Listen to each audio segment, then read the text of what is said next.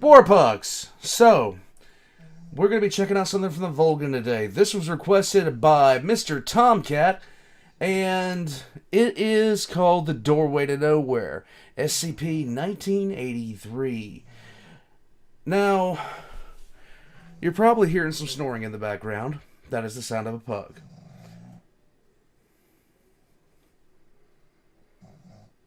Yes, that is a pug.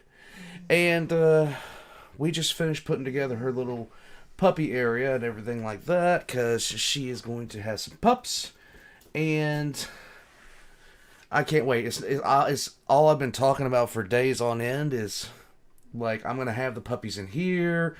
It's going to be adorable. They're actually going to be right over there, and I just can't wait. I'm going to do a live stream with them. Like, we actually got this for that. It's going to be pretty much, I'm going to try to have like a 24-hour live stream with them. Oh my god, I'm excited. So, just be on the lookout for that. But besides all that, Pugs, here's the deal. Okay? I have been told that I need to expand my horizons a little bit. And I don't quite know what that means, because thank you for your opinion. But I've been told that I need to check out some more stuff that I haven't seen before. But at the same time, I really like SCP. 40K is my home. It is what it is. But if you have any kind of recommendations for something like completely out of the norm for stuff that I normally take a look at, please go to the Discord, go to the other requests, put it in there. I have a ton of stuff that's in there that's yet to be seen. That's yet for me to... It's absolutely the best problem to have, but my god, is it a problem. I have well over 300 requests at this point for people want me to just see. All the Volgun's links going to be in the description down below. Go by, check them out. All the other kind of stuff. I cannot wait until I can show off puppies. That was the best from the last litter she had. Shutting up, moving on. Doorway to Nowhere, 1983. Can somebody please request something for the class of 72? I have never gotten into that.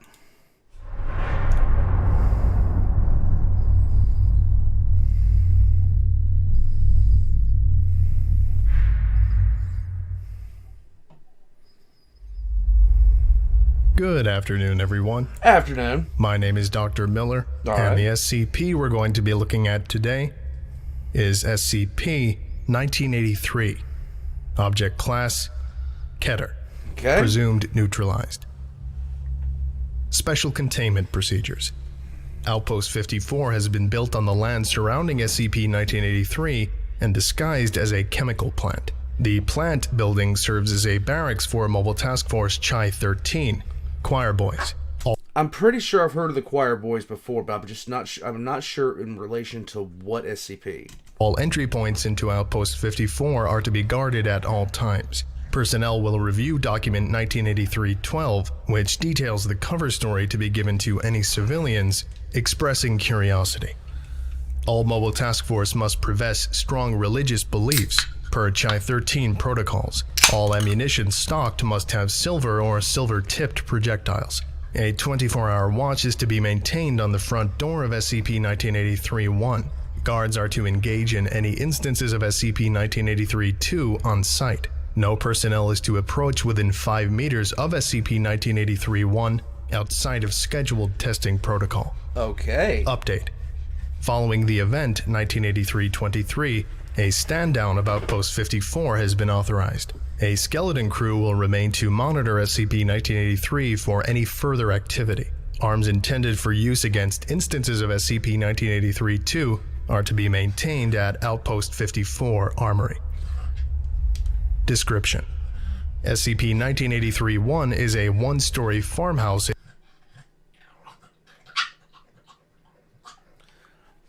Second, she woke up.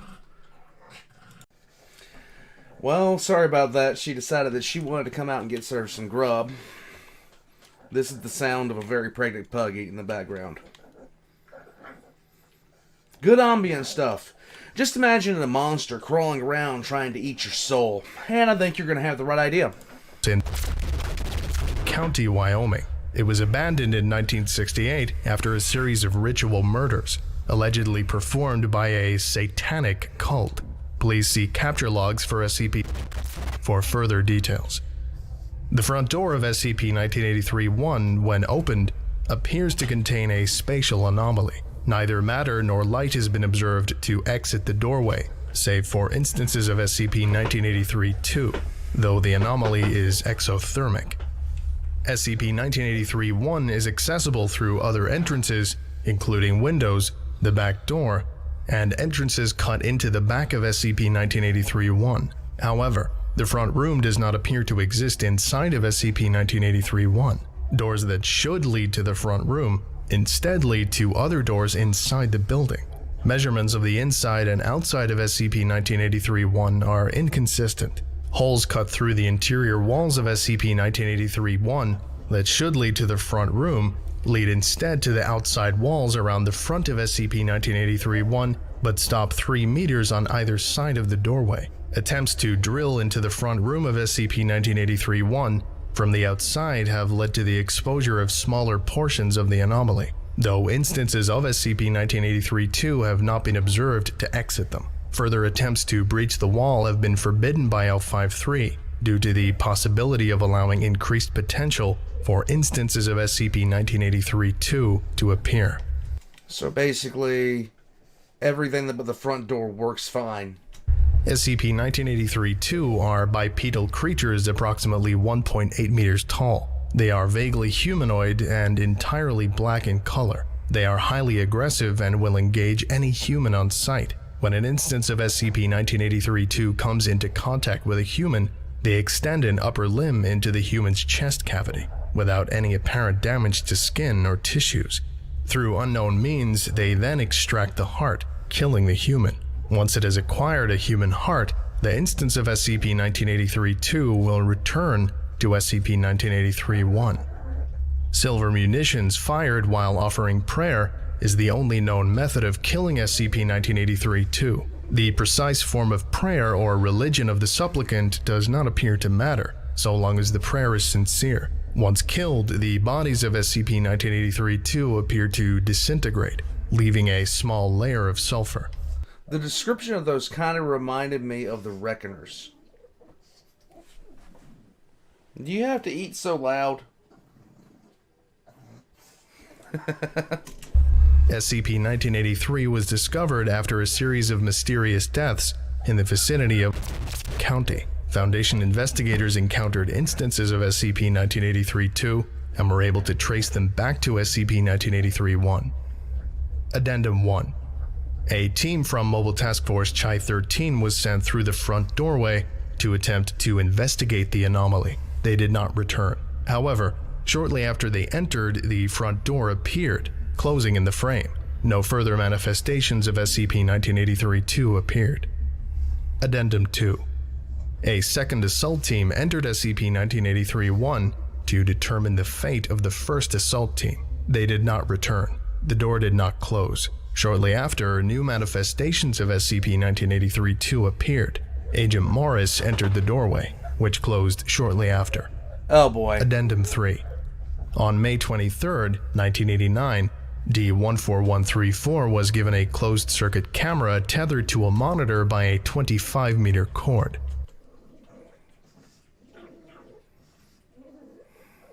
Pug noises. And, of course, they're going to send him to the D-class now. He was instructed to examine as much of the area as he could, and then attempt to return. Once through the doorway, feed from the camera was interrupted. The cord was pulled taut and then snapped. Several hours afterward, the anomaly in SCP-1983-1 disappeared. Inside, the desiccated remains of several agents were discovered, as well as Document 1983-15. An informal SCP report written by an agent within the anomaly appears as follows. Item number. Pending. Object class, Keter, God help you. Special containment procedures. You're going to die, you poor dumb fuck. Lovely. This isn't a threat. I'm Agent Barkley. I'm in the middle of this goddamn thing, and I'm telling you, if you're here, you're going to die. I'm probably already dead. So that's out of the way.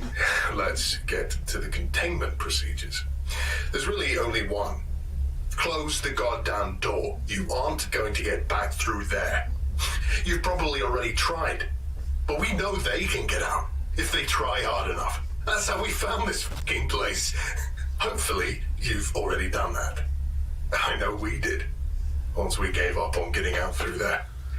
If you didn't, then you go straight back and get that door closed. That's your only priority right now. You're gonna die anyway. Might as well do some good before you're gone. Description. So, here's the story. Tell me if you've heard it before. Go for it. The Foundation gets reports of trouble in Bumfuck, USA. Cattle and wildlife are dying mysteriously. Some people turn up missing. When a body shows up, autopsy finds the heart missing. Not cut out, not torn out, just gone. Empty space in the middle of the chest.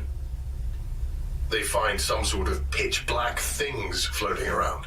Some brain at the Foundation has seen something like them before, figures out how to kill them. Silver bullets and pray to God as you fire. Literally, for some reason, that makes it work. Doesn't matter which God, but you damn well better mean it. I can't anymore. Not after seeing the nest. The nest? Anyway, Foundation figures out where it's all coming from. Some house in the middle of Bumfuck. No one's lived there in years, not since yada yada, murder, cult rituals, bullshit. The main thing is, these things keep appearing out of the front door. A team goes in, and they never come back out. But then again, neither do the monsters. A sane person would say, good enough. Keep an eye on it, kill anything that moves. But this is the Foundation. You're Of course. a top agent from MTF, whatever the maybe Sequerenos, maybe choir boys like me. You go bust down the door and run inside and that's it. You're f***ed. The living room was bad enough. That's where they got O'Brien. They reached in and suddenly he kneeled over and one of them took off with his heart in its claws, I guess. They're less distinct here. You'd probably noticed that. They're like shadows. Stay away from the light. I know it sounds stupid, but think about it. In the light, shadows are stronger. They have edges. When it's dark, they're indistinct. They can hardly touch you, and they don't see very well. I think they see by your shadow. I don't know, I'm just pulling straws here, I'll be honest. You've probably tried to go back out the door, but if you haven't, don't. It leads to someplace even worse. There aren't any monsters, but Jones went too far from the house, and I swear to God, he started to melt. Oh, Things boy. started popping out of him. And all you need to know is he didn't make it back. So, in other words, a lot of fun happens when you screw around with this thing. Did you unplug stuff? You unplug stuff. That's perfect. That's when we closed the door. So we started moving through the house. We kept to the light at first, before we wised up. 3 of us gone that way, but we got a pretty good picture of our surroundings. This place? It's big. It's not just the farmhouse, it's like they stole bits and pieces of a lot of places and stuck them all together. There's some bits that look like an apartment, some that look like a shopping mall, and even what I swear is a closet from my old high school. Huh. The same patterns on the tiles and everything. There's also bits that are made out of stuff. It's black, like the shadow things, and it's mostly in the well-lit places. If the lights go out, you can stick your hand through. I don't recommend it. That's how we lost Torres. Something grabbed him, pulled him through. The hole wasn't big enough for his head, but he still went through. eventually. That sounds like a really, really trash day at the office. Pug Pug, come here. Come here. Where are you? Come here. I know how to get you over here. I know my target. I know my target audience right now. So you come here.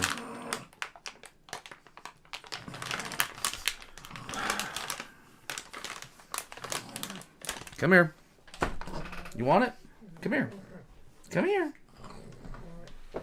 Come here, little gremlin.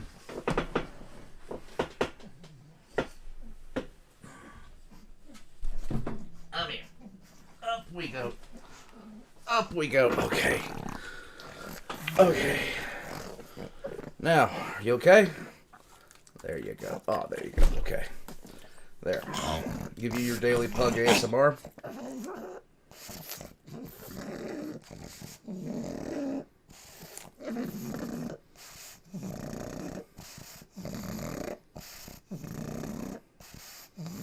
Do you feel relaxed?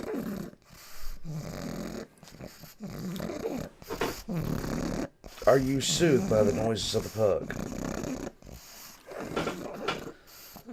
God, she's so thick. She's so thick right now. Alright, you want to get back down? Okay. Going down. There you go. So stay away from the light places, but watch your step when it's dark. Of course, there's no way out. We figured that out too. Any door you find, it either leads to another room in this nut house, or it leads out there. And it's pretty obvious we can't live there, so it's wait until you starve to death, or one of those things gets you. Great bunch of choices. Can I choose option C? There's one thing you can do. I can go through with it, but maybe you can. It won't help you live, I don't think, but I think it's important. I'm pretty sure someone's going to have to, or these things are going to get out eventually. This place is stolen from lots of places, so I'm thinking there have to be other doors. We've closed all the other ones we've found, but what if they get opened again? And the Foundation doesn't find them in time. Hell, they don't even know about closing the doors. I'm just hoping they figure out that if someone goes in, the things might stop getting out. And that's assuming everyone's smart enough to close the door after they come in. I know not everybody is smart enough for that because some of y'all were raised in barns. Thinking of a particular person right here that is in that direction from me at this very moment. And not you, that direction. So I think I figured out a way to stop these things. It's the nest. I only saw it once, for a few minutes. We followed one of those bastards after they got Denning's heart. It took it into a room that I guess is in the middle of this whole place. It's all black stuff, and they've dragged every kind of light they could find, I guess. Lamps, flashlights, candles, you name it. Some of them were carrying in more as we watched. Anyway, at the middle there's a big pile of hearts, just tossed in a heap and torn open. Every one. They threw Denning's heart on the pile and it started to beat, and then pulse, and then thrash around. Then it tore open, and one of those things pulled itself out. It shook itself, started to grow, and then went right to work. The gross thing is that, torn apart as they were, the hearts kept beating. I swear I felt a twinge in my own chest. There were shadows in the place. I don't mean the monsters, I mean real shadows of people. Only there was no one there to cast them. They were coming from the hearts. A new one appeared at the same time as the hatching monster and started trying to pull away, but it couldn't. That's when I ran. I couldn't take it. You understand? I wasn't trained for this kind of shit. I heard the others behind me. I don't know Give me a list of people that have been trained for this kind of shit. if they were trying to stop me or if the bastards had spotted us, but we got separated. I found a nice, dark closet and I've been hiding in here ever since. I've been writing by penlight. I turn it off whenever I hear one of them getting close. It's worked. So far. I can't go any further. I've got a few shots left in my gun, but I can't pray anymore. Not and mean it. Not after I saw the nest. But you, if you found this, you've got to be an agent too. Maybe you're stronger than I was. If you can, go in and destroy the nest. Destroy every last heart. If you do, maybe it'll kill them. It's the only thing I can think of. You'll probably die doing it, but you're dead anyway, so what does it matter to you how it happens? Me? I'm gonna try and get this report back to the living room, which I hope is where you found it. Then, I'm going to make sure they can't use my heart to make another one of those fucking things. Good luck. Moritore te saluted.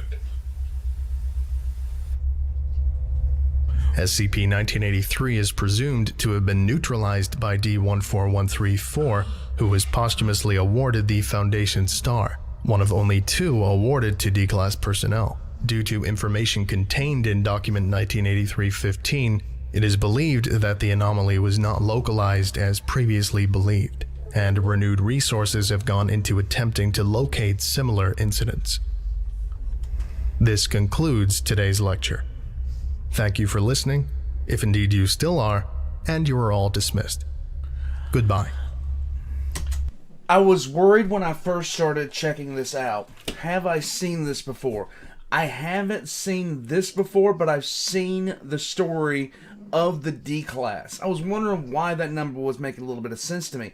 I've seen the story of this D-Class, who is one of the only ones to actually eliminate a Keter-type threat.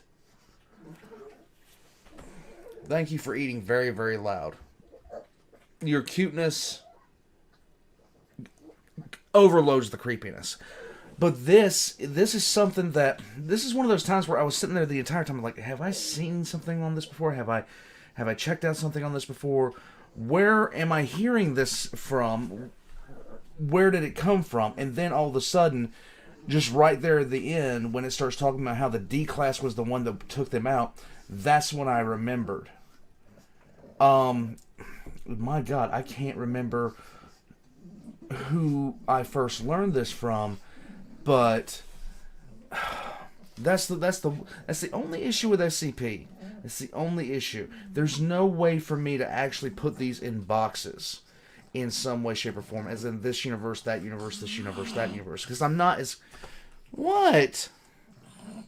You want to come back up here? Come here. Come here. And up we go. Oh. Oh. Oh, okay. There we go. Okay. More pug ASMR. But, you need to cool down. Yeah, you are running a little bit hot. That's the problem when they start getting very, very, big like this. She's very pregnant, so she's very warm. Yes, your ears are very, very warm. Daddy will turn on the air conditioner for you, okay?